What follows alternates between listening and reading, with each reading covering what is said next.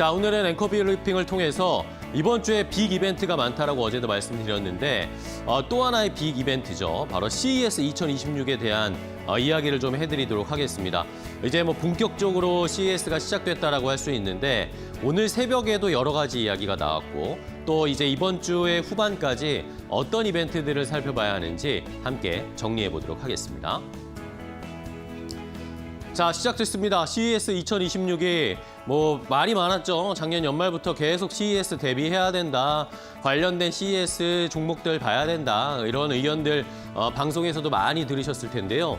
자, 일단은 뭐 공식적으로는 1월 6일, 1월 6일부터 1월 9일까지 라스베거스 컨벤션 센터에서 열립니다.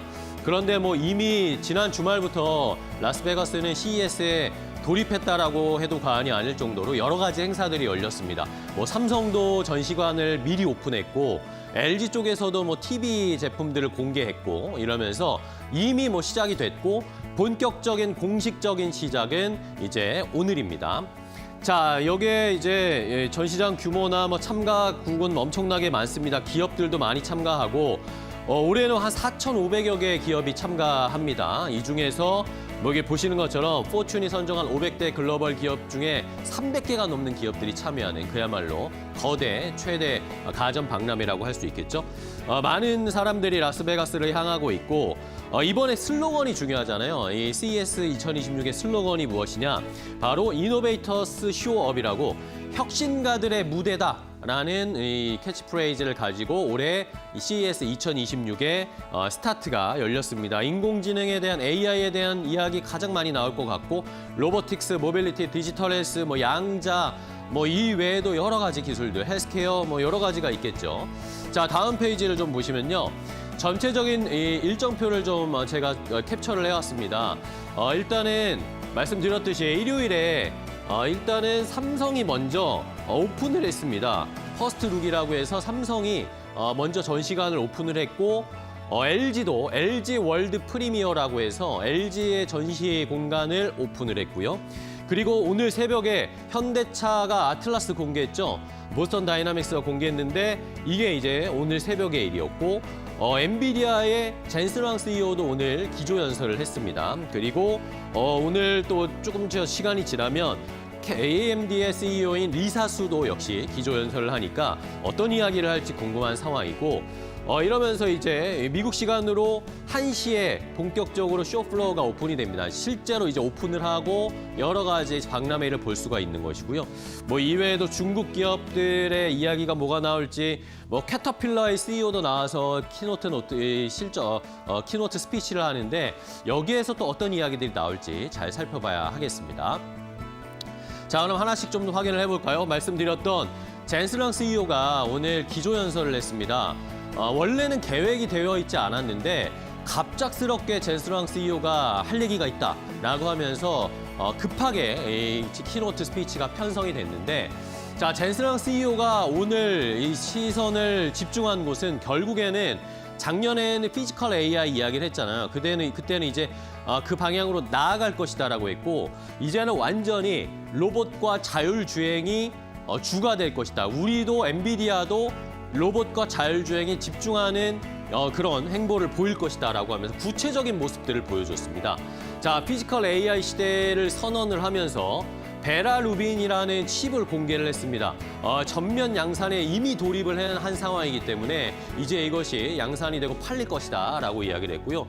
그렇게 되면 이 베라 루빈에 들어가는 HBM4나 아니면 소캠2, 요 소캠2나 HBM4가 베라 루빈에 들어가는 거거든요. 근데 결국에는 삼성전자, SK하이닉스, 마이크론 테크놀로지 이 세 회사가 이 소캠2와 HBM4를 어떻게 공급할 것인가 이것에 대한 경쟁이 더 심화될 것이다라는 걸 우리가 간접적으로 알 수가 있었습니다.